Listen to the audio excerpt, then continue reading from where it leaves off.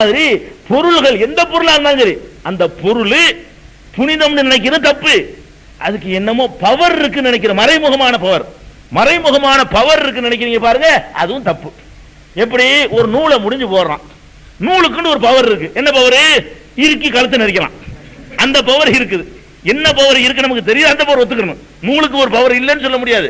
கழுத்துல போட்டு நல்லா இருக்கணும்னு சொன்னா நைலான் கயிறா இருந்தா கழுத்தை ஆளை க்ளோஸ் பண்ணிடலாம். அந்த வேலைக்கு இருக்குன்னு சொல்லி ஒத்துக்கிடுவோம். ஒரு பொருளை கட்டுறதுக்கு உதவும்னு சொன்னா ஒத்துக்கிடலாம். இடுப்புலையும் தோல்லையும் கட்டினவுன்னு சின்னமா வந்துருச்சுங்கிறாங்க. கண்ணுக்கு தெரிகிற மாதிரி பவர்களை மட்டும் தான் நீ ஒத்துக்கிறேன்னு. கண்ணுக்கு தெரியாத பவர்களை அல்லாஹ் ஒருத்தன் தருவான் நம்பணும். பொருள்கள்ல கிடையாது.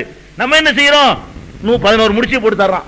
சாதாரண நூல், இந்த அரைஞ்சாண்டு போடுவாங்களே அதுக்கு விற்கிற நூல், ஒரு 14-15 மீட்டர் 5 ரூபாய்க்கு கிடைக்காது. அதை வாங்கிட்டு ஒவ்வொரு முளத்துக்கா வச்சு அறுத்து முடிச்சா போட்டு இதை இடுப்புல கட்டுங்கிறான்.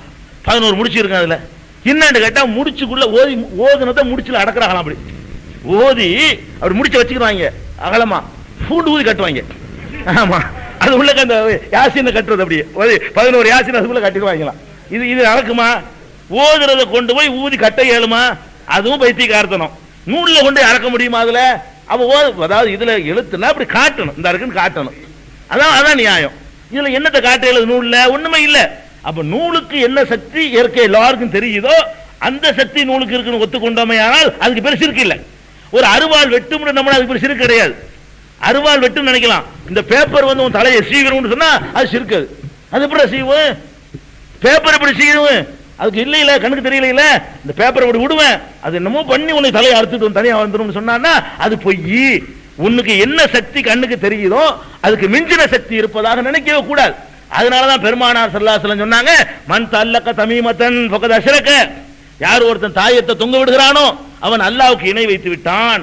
தாயத்தை கட்டினான்னு வைங்க, அது அல்லாஹ் வைக்கிற நீ, அதுக்கு ஒரு அல்லாஹ்வுடைய வேலையை செய்ய போகுது. இப்ப தாயத்து ஒரு மருந்து செய்யற வேலையை செஞ்சா பரவாயில்லை, மருந்து உள்ளக்க போகுது, அது ஜீரணமாகுது, அது தெரிஞ்சு நடக்கிற அது அதனுடைய வெளிப்பாடுகள், அது ஓகே ஒத்துக்கலாம்.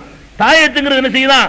அல்லாஹ் எப்படி மறைமுகமா குணமாக்குவானோ, அல்லாஹ் எப்படி மறைமுகமா சந்தோஷம் தருவானோ, அல்லாஹ் எப்படி மறைமுகமா நோயை நீக்குவானோ அந்த மாதிரி இதுவும் நீக்கும், இதுவும் நீக்கும், இதுவும் நீக்கும்னா இது அல்லாஹ். இப்ப இன்னொரு ஆட்சி நடக்குதுங்க, அவனுக்கு கவுண்டர் கொடுக்குறாங்க. அப்ப அல்லாஹ் செய்யற அந்த வேலையை ஒரு நூல் செய்யும், ஒரு மனுஷன் முடிச்சு போட்ட நூல் செய்யும், ஒரு மனுஷன் கட்டின தாயத்தை செய்யும், ஒரு மனுஷன் இழைத்த அந்த தட்டு செய்யும், தகடு செய்யும், அது மாதிரியாக நம்ம பிரேம் போட்டு அது செய்யும், இதெல்லாம் செய்யும் நினைச்சோண்டு வைங்க, முடிஞ்சு வச்சுக்கத. ஷிர்க், பயங்கரமான ஷிர்க்.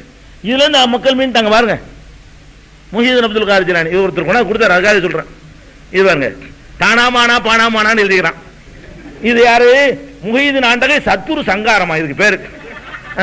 இதை எழுதி போட்டீர்களே, ஆனால் இதன் பாயிதா மேற்படி சக்கரத்தை வெள்ளித்தட்டில் எழுதி மல்லிகை பூ மேலே வைத்து நீங்கள் துப்புரவாக குளித்து முழுகி ஊதுவத்தி கொளுத்து வைத்து மேற்படி பாட்டை 1122 படித்து முடித்து மடியில் வைத்துக் கொண்டு போனால் ரஹ்மான் கிருபையால் நீங்கள் போகும் காரியம் விருத்தியாகும், யாராவது சந்தேகித்தால் பாவியாய் போய் விடுவான்.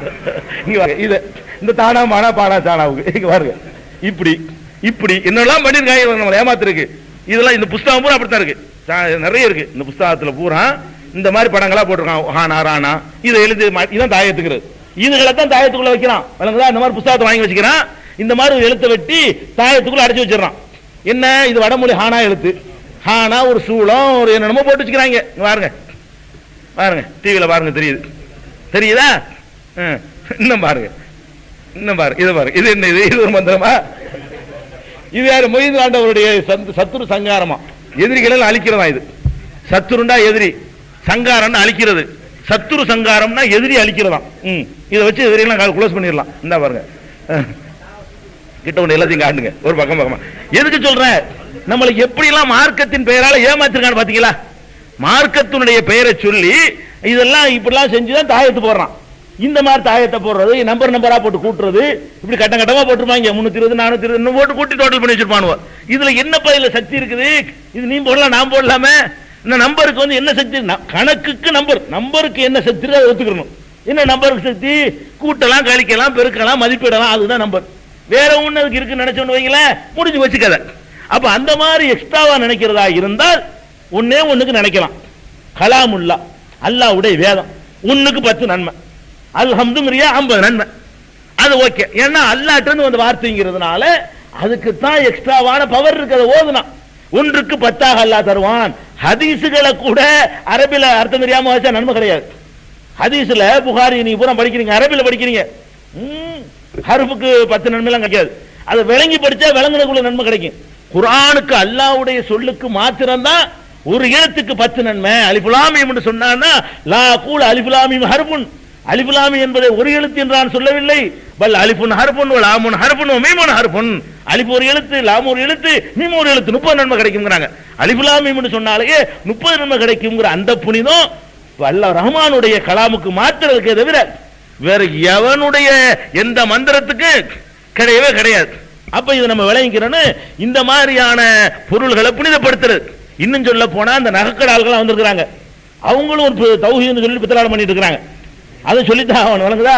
என்ன பித்தலாட்டம்? கல் இருக்குல்ல, இந்த கல்லுங்க சாதாரண வைர கல்லுன்னு இருக்கணும், கண்ணாடி கல் இருக்குல்லங்க, இந்த கல்லை வச்சுக்கிட்டு மஞ்சள் கல் அணிஞ்சா இப்படி நன்மை, மரகத கல்லுக்கு இந்த நன்மை, கோமேதகத்துக்கு இந்த நன்மை, வைரத்துக்கு இந்த நன்மை, வைடூரியத்துக்கு இந்த நன்மை, இந்த கலருக்கு இந்த நன்மை அப்படின்னு சொல்லி நினைக்கிறேன் தப்பு. அது அப்படி விக்கிறீங்கள, ஏமாத்துறீங்கள. அடே இது கண்ணாடி கல்லுப்பா, இது உனக்கு விரும்பின மாதிரியான ஒரு கலரை வாங்கிட்டு போ. இதுக்கு நம்ம அதை ஒத்துக்கிற கூடாது. நம்பிக்கையை கடைக்காரர்களை அவன் நம்பிக்கையை வளர்க்கிற மாதிரி பேசுறாங்க. எப்படி பேசுறாங்க? இது வந்து உங்களுக்கு வறுமையா, பச்சையை போட்டுக்கிறங்க, எனக்கு என்னன்னு தெரியல, நானா விட்டு அடிக்கிறேன், ஒண்ணுக்கு ஒண்ணு வச்சிருக்காங்க அவங்க. வறுமைக்கு பச்சையை போட்டுக்கிறங்க, நோய்க்கு சேப்பை போட்டுக்கிறங்க, அதுக்கு மஞ்சளை போட்டுக்கிறங்கன்னு சொல்லி இந்த டிவில எல்லாம் நிகழ்ச்சி நடத்திக்கிட்டு இருக்காங்க. இதை நம்பிக்கிட்டு ஒவ்வொரு கூட்டமும் அந்த கல்லு போட்டா நல்லதாமுல, வெள்ள நீல மோதிரம் போட்டோம்னா இன்னமும் நல்லா இருக்குமாமுல, நோயெல்லாம் போயிருமாமுல, அது எப்படி போகுங்கிற. அது சாதாரண ஒரு பொருள், அவ்வளவுதான். அழகுக்கு போட்டுக்க, அது மார்க்கத்துல தடை இல்ல. எந்த கல்ல வேண்டாலும் போட்டுக்க, அழகுக்காக போட்டுக்க. அது ஒரு டால் அடிக்கும், மின்னும், பார்க்க நல்லா இருக்கும், அதுக்கு வேணா போட்டுக்கலாமே தவிர அதை மிஞ்சி என்னமா இருக்குன்னு நினைச்சீங்கன்னு வைங்களேன், இதுக்கு அவன் கொடிமரத்தை தொடுறதுக்கு என்ன டிஃபரெண்ட் என்ன? அதை போய் தப்புன்னு மூட நம்பிக்கைன்னு சொல்லிவிட்டு நீ அதை மிஞ்சின மூட நம்பிக்கையில் இருக்கிறிய, தப்பு தானே இது? அப்ப அந்த மாதிரி இந்த கற்கள், வைர கற்களோ கோமேதகோ முத்தோ ஒண்ணும் பண்ணாது. முத்துண்டாலும் ஒண்ணும் செய்யாது, பவளண்டாலும் ஒண்ணும் செய்யாது. பவளத்தை போடுறியா போட்டுக்க, அந்த பவளத்தினால என்னமோ எக்ஸ்ட்ரா வந்து சேர்ந்துரும், வறுமை நீங்கிரும் அப்படி நினைச்சா முடிஞ்சு வச்சுக்கத. பவளம் பவளம் தான். முத்து பவளங்கிறது ஒரு பாறை, அவ்வளவுதானங்க பவளங்கிறது. கடல் அடியில் இருக்கக்கூடிய ஒரு பாறை. முத்துங்கிறது என்ன? அது ஒரு ஜீவன், உயிருள்ள ஜீவன்ல இருந்து பிறக்கக்கூடிய ஒரு பொருள், அவ்வளவுதான். சிப்பியில இருந்து விளையக்கூடியது, அது ஒரு உயிரினம், அப்படி ஒரு பொருள் உற்பத்தி ஆகுது, அவ்வளவுதான் அதுக்கு உண்டே தவிர என்ன செய்யலாம்? அது பார்க்க நல்லா இருக்கும், அது அழகா இருக்கும், அது ஒரு கவர்ச்சியா இருக்கும். தங்க மாதிரி தான். இப்ப தங்கம் போடுறீங்கல்ல, தங்கம் ஒரு பெண்கள் அணிகிறாங்க, அது வந்து ஒரு அழகுக்கோ சொத்துண்டோ சில அணிஞ்சிட்டு போங்க, தப்பு கிடையாது. ப்ராப்பர்ட்டிஸ் வேற நினைக்க கூடாது. இந்த மூக்குத்தி போட்டா பணக்காரன் ஆகலாம், தோடு போட்டா நோய் போயிரும், அது போட்டோம்னா இது போயிரும், வயிற்று வலி போயிரும், இது போட்டு ஆம்பளை பிள்ளை பிறக்கும், அதை போட்டு செயினை போட்டா பொம்பளை பிள்ளை பிறக்கும்னு சொன்னா ஒத்துக்கிறோமா? 9 கல் வச்சு 9 ரத்தினம் இருக்குல்ல, 9 கற்களை வச்சு நவரத்தினத்தையும் போட்டு அது அப்படி ஒரு மோதிரம் தயார் பண்ணி போட்டா ஆகாத கல்யாணம் ஆகி போயிருமா? இது எப்படி? இது என்ன? இது நகைக்கடை அதிபரை சொல்றாரு, அவர் நம்பிக்கையை சொல்றாரு. அப்படிலாம் நம்பிக்கை இருக்குது. அப்ப எதுக்கு எல்லாம் சொல்றோம்னு கேட்டா, இந்த மாதிரி பொருள்கள், அதாவது இது விளங்கிக்கிறேன், எந்த ஒரு பொருளுக்கும் புனிதமும் கிடையாது, வெளிப்படையாக தெரிகிற சக்திக்கு மேல் எக்ஸ்ட்ரா சக்தியும் கிடையாது. வெளிப்படையா ஒரு சக்தி இருக்கிறத ஒத்துக்கிறேன், அதுக்கு மேற்கொண்ட சக்தி என்ன இல்ல, எந்த ஒரு பொருளுக்கும் கிடையாது. அது அல்லாஹ்வா நாடும் போது எந்த பொருளுக்காவது அல்லாஹ் கொடுப்பான். இந்த ஒரு அளவுகளை நீங்க விளங்கிட்டீங்கன்னா தௌஹீத் எல்லாம் முழுமையா போச்சு. நாளுக்கு சக்தி இல்ல, நட்சத்திரத்துக்கு சக்தி இல்ல, உசுரோட உள்ளவனுக்கு இல்ல, மூத்தா போன ஆளுக்கு இல்ல, பொருளுக்கு இல்ல, எதுக்கு இல்ல. லா இலாஹ இல்லல்லாஹ் அதான் அர்த்தம். வணக்கத்திற்கு உரியவன், வழிபாட்டிற்கு உரியவன், பூஜைக்கு உரியவன், மரியாதை செலுத்து இலாஹ்னு அவ்வளவு அர்த்தம் இருக்குது. அல்லாஹ்வை தவிர யாரும் இல்லை. வெறும் லா இலாஹ இல்லல்லாஹுக்குள்ள எல்லாம் அடங்கி இருக்கு. பயங்கரமான ஆராய்ச்சி ஒன்றும் தேவையில்லை. இன்னும் சொல்ல போனால்